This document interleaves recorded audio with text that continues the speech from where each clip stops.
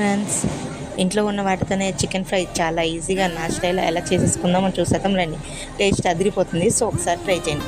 ముందుగా చికెన్ని బాగా కడుక్కొని అందులో కొంచెం సాల్ట్, కొంచెం పసుపు, కొంచెం ధనియాల పొడి, కొంచెం కారం, కొంచెం అల్లం వెల్లుల్లి పేస్ట్, కొంచెం గరం మసాలా వేసుకొని ముక్కలన్నిటికీ బాగా పట్టేంత వరకు కలుపుకొని ఒక 1 అవర్ పక్కన పెట్టేసుకోవాలి. తర్వాత ఒక కడాయి తీసుకొని కొంచెం ఆయిల్ వేసుకొని 4-5 వెల్లుల్లి రెబ్బలు, ఒక 4 పచ్చిమిరపకాయలు, కొన్ని ఆనియన్స్, కొంచెం కరివేపాకు వేసుకొని పచ్చివాసన పోయేంత వరకు బాగా వేయించుకోవాలి.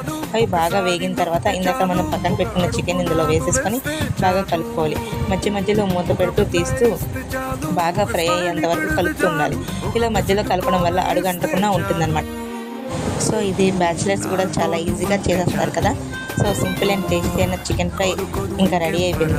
సో కొత్తిమీర కానీ పుదీనా కానీ కొంచెం లైట్గా చల్లుకుంటే చికెన్ ఫ్రై రెడీ. ఇది రైస్, చపాతీ, బిర్యానీ దేనికైనా చాలా బాగుంటుంది. ఒకసారి ట్రై చేయండి. Thank you for watching.